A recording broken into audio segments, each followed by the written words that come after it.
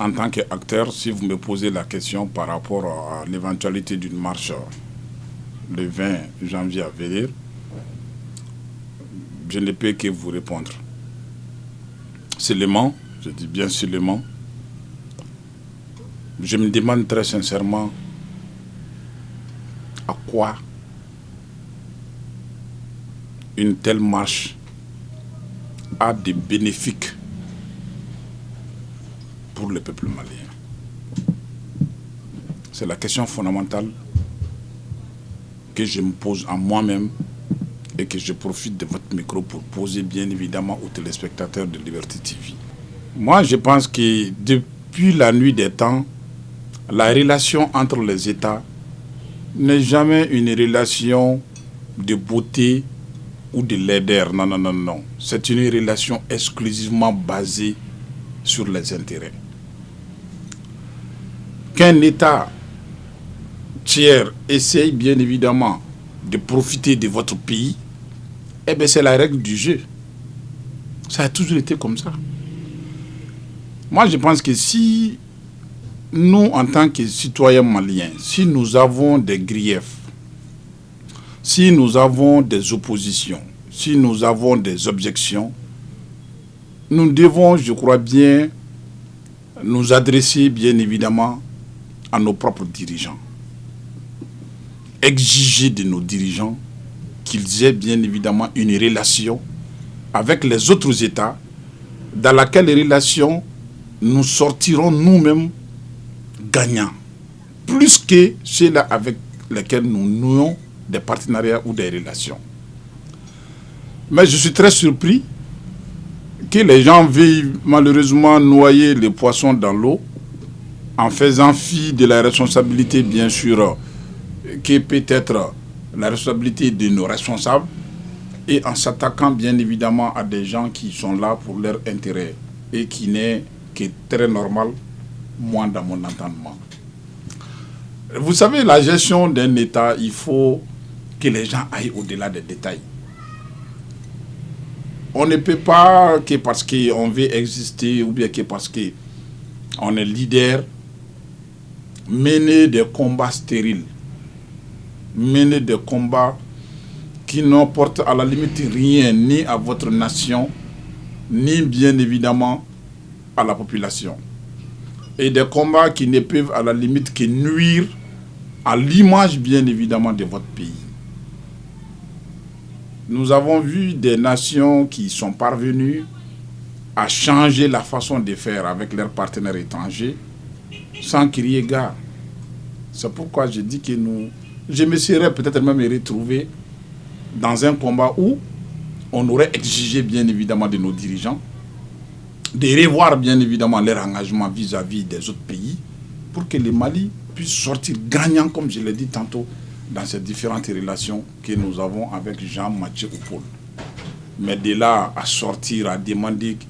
Vous savez, c'est comme si à la limite, ces gens-là étaient présents par eux-mêmes. Alors que, à ce que je sache, le président français a été clair et formel. Et je me rappelle bien évidemment qu'en 2012, quand les troupes étrangères ont commencé à squatter le sol malien, nous étions les quelques rares Maliens. Heureusement que Dieu est là et que le temps est meilleur juge. Quand les gens donnaient bien évidemment le nom de leurs enfants aux militaires français tombés à Kona et autres, eh bien ça là, c'était des Maliens.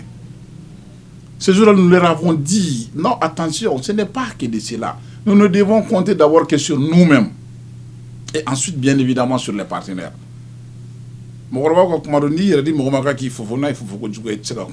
Donc, très sincèrement, je demanderais tout simplement aux camarades de revoir, bien évidemment, leur façon de mener un combat. De ne pas combattre pour combattre. Ça ne sert absolument à rien. Le combat du franc CFA, quelque part, c'est un combat légal. Parce que dans ça, nous sentons bien évidemment des choses qui ne tournent pas rond. Et nous devons mettre la pression plus même sur nos gouvernants afin qu'ils revoient c'est-à-dire les liens du franc CFA, bien évidemment, avec le trésor public français, pour que nous puissions davantage profiter de nos mannes financières. Moi, je pense qu'un combat, c'est comme ça. Mais sincèrement, je ne suis ni pour, et en aucune manière, je ne participerai à quoi que ce soit, demandant bien évidemment les non, non, non. Le dernier mot, c'est toujours de demander à la jeunesse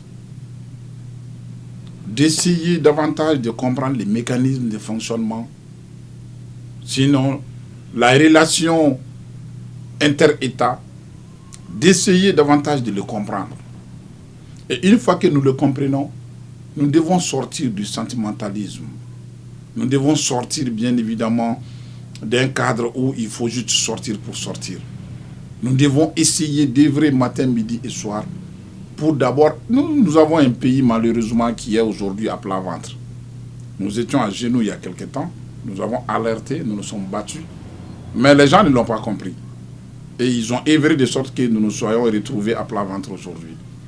Moi, je pense qu'il y a des choses qui urgent dans ce pays 100 000 fois plus que le départ, bien évidemment, de ces gens-là. Attelons-nous à l'essentiel. Deuxièmement, nous devons aujourd'hui comprendre qu'il y a ce qu'on appelle un conflit générationnel. La jeunesse aujourd'hui, nous, à notre âge, nous ne pensons pas à conquérir le pouvoir. Nous ne pensons pas à faire des projections, bien évidemment, pour l'avenir.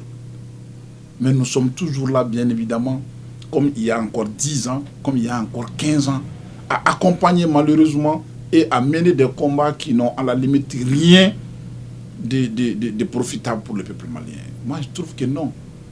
Si les gens s'étaient rébellés pour dire que non, il faut aujourd'hui réviser le contrat minier, de sorte que les populations locales et qu'on sache véritablement où vont réellement l'argent, bien évidemment, de l'or, parce qu'il y a beaucoup d'investissements également que ces mêmes partenaires miniers font dans leurs localités respectives. Mais c'est de l'argent qui est détourné, personne ne sait où ça va. Ça, c'est des combats véritables qu'il faut mener. Au lieu d'aller parler bien, la France va aller, c'est la France qui a colonisé le Mali pendant tout ce temps. Moi, je ne suis pas pour la France. Je ne vais jamais en France, je ne suis jamais allé, Dieu merci, jusque-là. Je n'ai jamais été dans l'ambassade de France pour demander des visas ou quoi que ce soit. Et je n'ai pas l'intention, jusqu'à preuve du contraire, d'aller les faire. Mais battons-nous pour des choses qui vaillent et non de nous battre pour nous battre. J'en appelle encore une fois à la jeunesse. Et si Dieu le veut, dans les jours à venir, nous allons essayer de reprendre ce que nous n'avons pas pu faire il y a encore 7 ans, qu'on avait tenté, qui est d'amener la jeunesse à comprendre que c'est la conjugaison des efforts là, que c'est l'union de la jeunesse peut être une porte de sortie, non seulement pour nous, mais pour ces pays. Donc encore une fois, j'en appelle aux uns aux autres à de la retenue, à aller vers l'essentiel, mais jamais vers les détails.